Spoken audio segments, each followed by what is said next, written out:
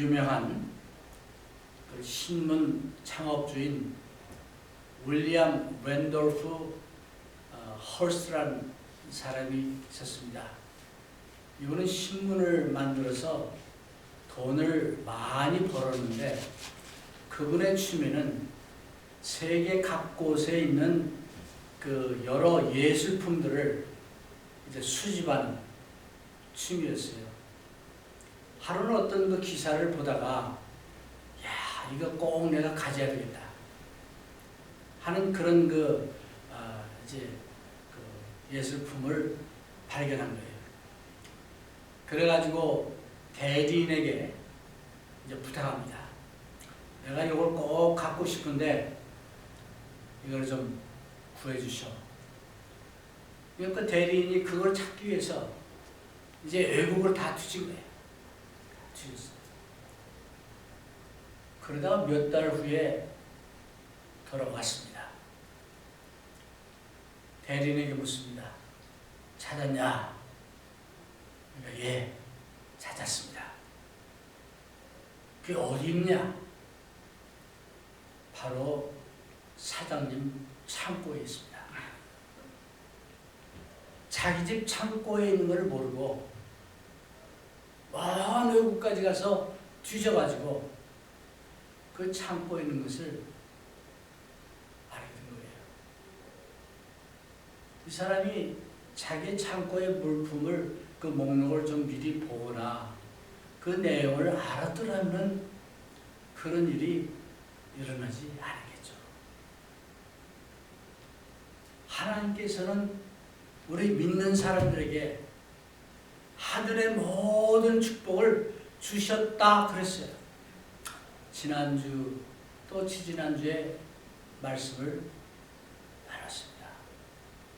마치 이 신문 창업주처럼 우리 창고에 엄청난 이런 보물이 있는데도 불구하고 그걸 모르고 내가 갖고 있는지도 모르고 그냥 여기저기서 그걸 찾아 헤매는 불쌍한 크리스찬들도 많이 있는 시대입니다. 어쩌면 이것이 우리뿐만 아니라 예배소 교인들에게도 혹시 그런 우리 크리스찬들이 있지 않을까 해서 사도 바울이 오늘 이 아주 중요한 바울 사도가 교회를 위해서 기도를 몇 번 했는데 정말 이 중요한 기도를 예배소 교인들을 위해서 기도를 한 것이 오늘 읽은 말씀의 주 내용입니다. 바울은 네 가지를 예배소 교인들을 위해서 기도했어요. 근데 그 네 가지가 다 알기를 원한다. 더 알기를 원한다. 그래서 오늘 제목을 더 알기 원한다 라고 정할까 하다가 그냥 이렇게 했는데 사도 바울이 예배소 교인들에게 더 알기 원한다. 네 가지를 얘기합니다. 첫 번째, 사도 바울은 예배소 교인들이 하나님을 더 알기를 원한다. 강조했어요. 성경에 보니까 하나님을 아는 것은 우리 인간의 지혜나 재물이나 또 용맹이나 이런 것보다 더 중요하다라고 예레미야서 9장 23절 24절에 말씀합니다. 하나님을 아는 것이 이 모든 것보다 더 중요하다. 우리 다 알죠. 또 하나님을 아는 것은 영생을 얻는 것과 같다. 예수님의 말씀입니다. 요한복음 17장 3절입니다. 그래서 하나님을 아는 것하고 영생과 같다. 데살로니가 교인들을 향한 사도 바울의 말씀, 데살로니가 후서 1장 7절에서 9절에 보니까 하나님을 알지 못하면 영원히 망한다. 한번 묻습니다. 여러분은 정말 하나님을 압니까? 알긴 아는데 여기서만 압니까? 아니면 여러분의 마음으로 압니까? 하나님을 아는 것이 이렇게 중요한데 그 하나님을 알아야 되는데 믿음 생활 오래 하면서도 하나님도 알지 못하고 예수님도 알지 못하고 살아가는 많은 사람들 있습니다. 그런데요, 하나님께서는 우리 인간을 창조하시는데 육신과 영혼 이 두 가지를 이제 합해가지고 만드셨어요. 우리에게는 육신도 있지만은 영혼이 있어요. 그래서 하나님을 아는 것은 영혼으로만 알 수 있어요. 사실은 인간적인 지식이나 우리의 지혜만 가지고는 하나님을 알 수가 없어요. 그래서 성경은 말씀합니다. 하나님을 아는 것은 지혜와 계시의 영을 통해서 한다 라고 오늘 이제 성경은 말하고 있습니다. 우리 주 예수 그리스도의 하나님 영광의 아버지께서 지혜와 계시의 정신을 너에게 주사. 그렇죠. 고맙게도 우리는 세례받고 구원받을 때 성령을 선물로 받았습니다. 그래서 그 성령을 통해서 여러분과 우리는 하나님을 아는 겁니다. 하나님을 알 뿐 아니라 잘 알 수 있습니다. 바울 사도가 고린도 교인들에게 이런 말씀을 합니다. 2장 9절 이하의 말씀입니다. 하나님이 자기를 사랑하는 자들을 위하여 예비하신 모든 것은 눈으로 보지 못하고 귀로 듣지 못하고 사람의 마음으로 생각하지도 못하였다 함과 같으니라. 오직 하나님이 성령으로 이것을 우리에게 보이셨으니 성령은 모든 것 하나님의 깊은 것까지도 통달하시니라. 하나님을 깊이 알 수 있는 것은 성령을 통해서만 됩니다. 우리가 성령을 선물로 받았는데 이 성령이 우리의 삶을 주관하게 해야 되는데 때로는 성령을 거스리고 성령의 이제 인도함을 거부하는 것이 어쩌면 우리의 삶이 될 때도 많이 있습니다. 그러기에 이제 하나님을 아는 것, 성령을 통해서 아는데 초대교회 사도행전 보면은 그 초대교회 교인들은 성령을 통해서요 정말 눈에 보이게 인도함을 받았어요. 성령이 가라 하면 가고 하라 하면 하고 성령의 도우심으로 이제 여러 기적과 이런 것들을 체험했습니다.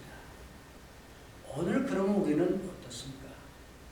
정말 성령이 역사하심을, 성령이 인도하심을 여러분은 체험하고 살아갑니까? 그 성령을 통해서 우리는 하나님을 더 잘 알 수 있습니다. 바로 그것을 위해서 바울 사도가 기도한 겁니다. 네. 예배소 교인들은 예배소 이렇게 읽어보면 사도 바울이 칭찬을 많이 했습니다. 너희들의 하나님에 대한 사랑, 너희들의 믿음 얼마나 좋으냐. 그런 일을 칭찬했어요. 근데 사랑과 믿음도 있는데 거기에 더해서 바울 사도가 예배소 교인들을 위해서 하나님을 더 알게 해달라고 여기서 기도합니다. 오늘 저는 바울 사도의 말씀을 들어서 여러분도 하나님을 더 잘 알 수 있기를 원합니다. 어떻게? 성령을 통해서. 오늘의 성령의 역사는 하나님의 말씀을 통해서 우리가 알고 느끼고 체험할 수 있는 것입니다. 그러기에 우리는 말씀을 더 묵상하고 읽고 공부하고 또 그 말씀을 우리 삶에 적용해야 되겠다 합니다. 두 번째, 뭘 더 알게 하기를 원하느냐. 바로 사도가 예배소 교인들이 부르심의 소망이 무엇인지 알게 되기를 원한다. 하나님은 여러분과 저를 불렀습니다. 어둠에서부터 빛으로 불렀습니다. 죽음에서부터 생명으로 불렀습니다. 이제 사탄의 세계에서 하나님의 세계로, 예수님의 세계로 불러냈습니다. 그게 에클레시아, 이제 교회라고 말씀드렸죠. 그래서 우리는 불리음을 받은 사람들입니다. 근데 불리음을 받은 사람들이 이제 그 소망이 있는데, 소망이 뭐냐? 오늘 18절에 보니까 이제 예배서 1장 4절 5절이죠. 흠이 없고 점이 없는 사람들 되게 합니다. 양자로 입양된다. 은혜의 영광을 찬송해. 이게 하나님을 부르신 그 부름의 소망입니다. 우리가 하나님의 양자가 되어서, 하나님의 자녀가 되어서 하나님의 그 소망을, 부활의 소망을, 영생의 소망을, 하나님이 나를 정말 진 자식으로 한 그 소망을 이제 알아야 되겠는데, 예배소 교인들 알았겠죠. 아마 들어서 알고 있겠지만은 그것만 가지고 부족하니까 바울 사도가 이 예배소 교인들이 부르심의 소망이 얼마나 크고 좋은 것인지 더 알게 해달라고 두 번째로 기도한 거예요. 네. 여러분은 하나님의 부르심을 받았습니다. 부르심을 받은 자들의 소망이 있습니다. 오늘 우리 찬송 부르습니다. 이 몸의 소망이 무엇이냐? 찬송 부르습니다. 여러분은 부르심의 소망을 갖고 있는 사람입니다. 그 부르심의 소망을 더 알게 해달라고 바울 사도는 예배소 교인뿐 아니고 오늘 여러분과 나를 위해서 또 기도하고 계십니다. 세 번째는 기업의 풍성함을 더 알게 해달라. 기업이란 말은 비즈니스가 아니고 유산을 얘기합니다. 유산. 네. 우리 모두가 부자 부모를 둔 사람들은 참 유산에 관심이 많죠. 부모가 가난하면은 별로 기댈 것이 없으니까 기댈 것이 유산에 관심이 없겠죠. 아마 우리 아들들은 유산에 관심이 없을 거예요. 내가 알아서 해야지 우리 아빠 믿었다가는 아무것도 없어. 아마 그럴지 모르겠어요. 그런데 이제 하나님께서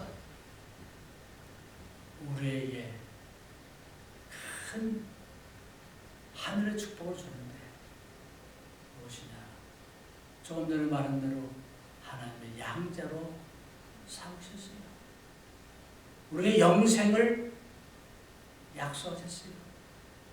또한 이 땅에 살 때도 저 나라에 가서도 이제 하나님 우리와 함께 하신다는 그런 아주 엄청난 유산을 주셨습니다.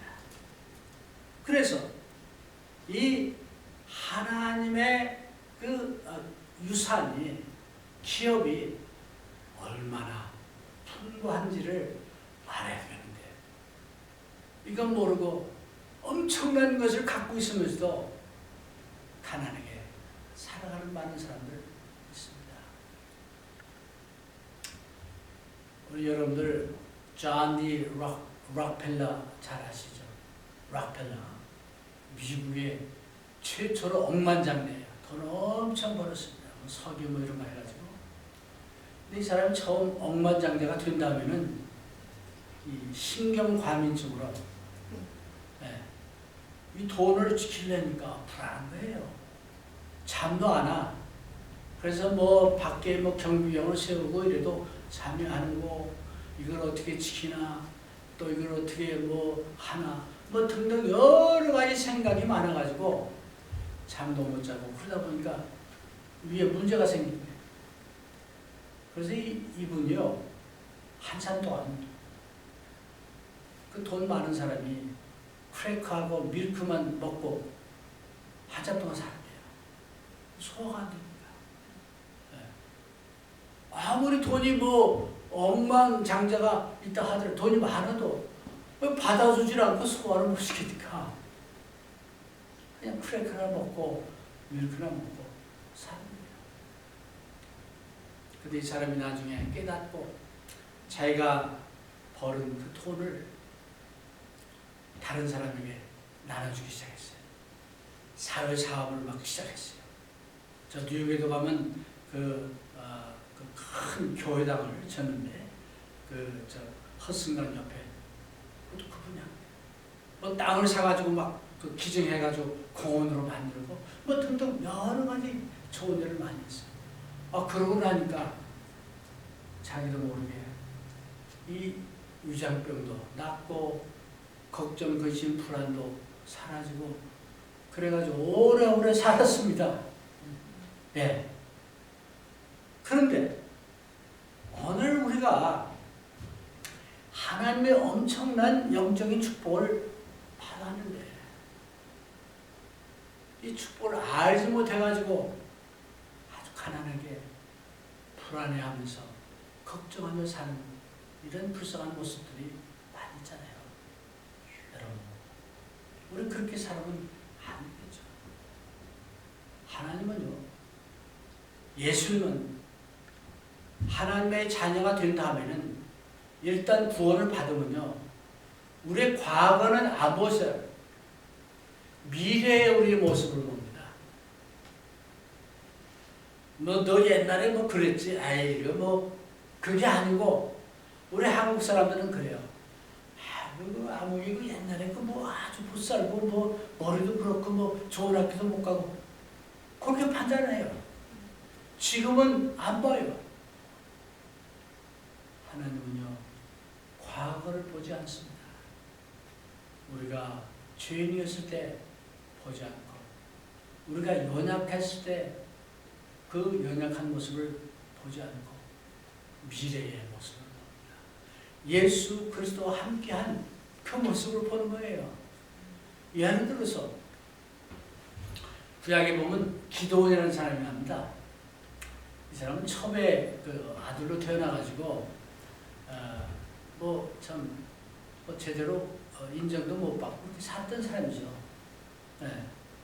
근데 하나님 사자가 나타나서 그 기드온을 부릅니다. 기드온아, 내가 앞으로 이스라엘을 구원할 건데, 그 기드온을 부르는 그 첫 용어가 뭐냐? 큰 용사여. 위대한 용사라고 불렀어요. 지금 기드온은 뭐 하고 있었냐면, 그때 미디안에는 그 종족한테 이스라엘이 점령당해가지고 꽃두들은 다 뺏어가니까 몰래 숨어가지고 이제 몰래 숨어서 뭐 곡식을 이렇게 어떻게 하는 그런 모습이었어요. 겁에 질린 모습이었겠죠. 또 신분도 그렇죠. 근데 그 기도를 큰 용사라고 불러줬어요. 미래를 본 겁니다. 하나님은 옛날에 이 대화를 보는 게 아니고 구원받은 후에 양자가 된 다음에 그 모습을 본 거예요. 인간은 과거를 보면서 판단하기도 합니다. 그러나 하나님은 미래를 보십니다. 예수님이 베드로를 불러서 새로운 이름을 줬어요. 앞으로는 내 이름을 시몬이 아니고 개발하라. 베드로를 하라. 라고 세우셨습니다. 옛날에 베드로, 어부 베드로가 아니고 시몬이 아니고 이제 베드로, 반석이라는 이름을 주시고 미래의 베드로를 보신 겁니다. 이제 그래서 여러분과 저는 큰 축복을 받았어요. 과거에 무엇을 했던, 얼마나 연약했던, 가난했던, 못 배웠던, 뭐 어떻든 상관없습니다. 하나님은 우리의 미래를 보십니다. 뿐만 아니라 하나님은 또 우리를 양자로 삼으시고, 하나님은 또 우리와 함께 하시고, 하나님 우리에게 이제 정말 참 가진 축복을 다 하셔서 이 땅에서나 또 미래나 이제 그 축복을 주시다.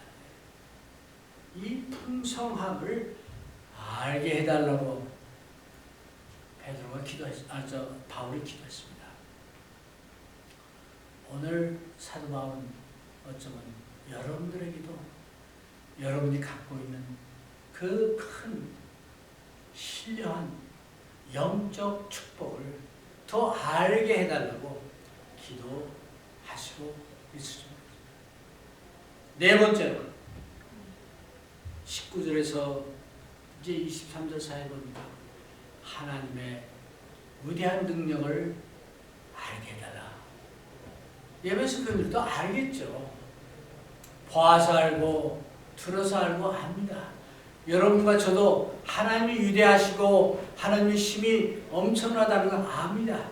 창조물을 통해서도 알고 뭐 여러 가지 기적적인 사건을 통해서도 알고 뭐 등등 압니다. 근데 왜 사도 바울이 예배에서 근절해서 하나님의 그 위대한 능력을 알게 해달라고 기도했을까요? 참 19절에 그 보면 파워, 다이나모, 강력, 그 위대함, 또 하나님의 그 에너지, 이런 걸 다, 역사라는 말이 에너지인데 그렇게 다른 말을 표현하면서 하나님의 그 능력을 얘기하고 있습니다. 그의 힘의 위력으로 역사하심을 따라 믿는 우리에게 하나님의 크신 위대한 능력으로 이제 우리에게 보여주시는, 우리와 함께 하시는 것을 믿는 우리에게는 바로 그 하나님의 능력이 함께 하신다는 거예요. 그래서 그것을 알게 되기를 원한다 라고 얘기합니다. 어쩌면 하나님이 내 편이고 하나님이 나와 함께 하시고 또 하나님 우리를 주관하심을 아는 것 필요하죠. 근데 알기만 하면 아무 소용이 없어요. 그냥 여기서만 알고 알지. 실제 당면에서는 그거 전혀 느끼지 못하고 활용하지 못하고 사용하지 못하면 무슨 소용이 있어요? 아닙니다. 이제 여러분이나 저나 정말 그 하나님의 위대하신 능력을 믿음으로 알아야 되겠어요. 믿음 중요합니다.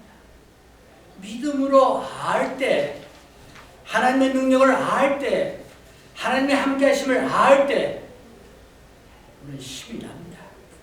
다시 일어납니다. 우리는 앞으로 전진할 수 있습니다. 그런데 그 아는 것이 여기서만 끝나지 말고 우리의 실생활에, 삶에 적용이 되어야 된다 하는 겁니다. 그래서 이 믿음이 참 중요한데 야고보서 말씀처럼 행함이 없는 믿음은 죽은 믿음이라고 그랬죠. 여기서만 있는 믿음은 죽은 믿음이죠. 우리가 그 믿음을 가지고 행동할 때 살아있는 믿음인데 이 말씀을 좀 돕기 위해서 오늘 주보에 제가 광고면에다가 소개한 게 있어요. 제가 설명드리겠습니다. 언스트 슈만이라는 독일 사람이 있어요. 언스트 슈만.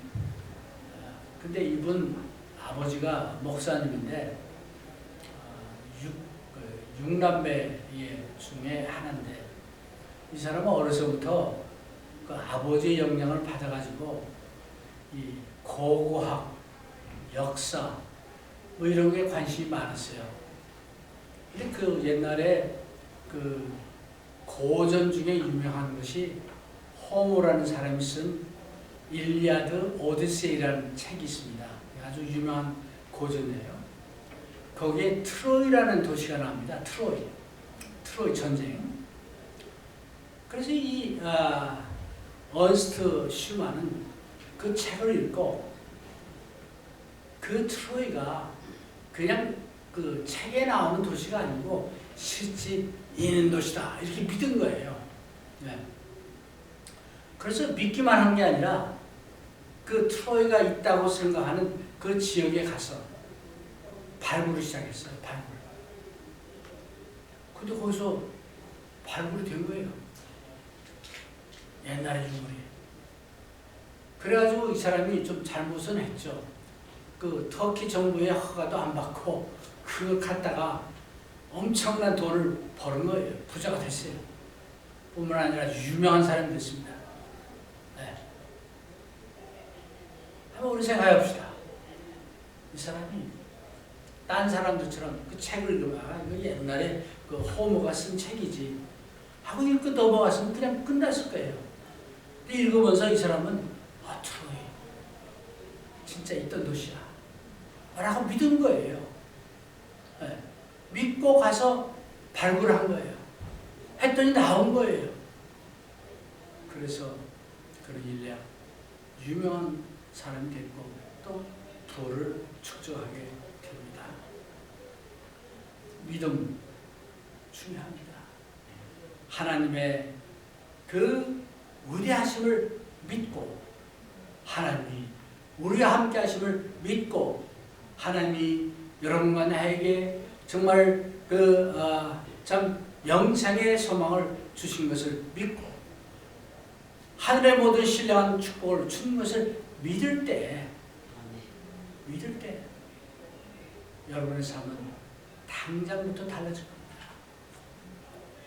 걱정 근심 대신 기쁨과 감사, 좌절과 실망 대신에 용기와 신념으로 오늘 앞으로 이제 전진하게 도우십니다. 사랑하는 여러분, 하늘의 신령한 축복을 알고 믿고 우리 삶에 적용합시다. 아멘.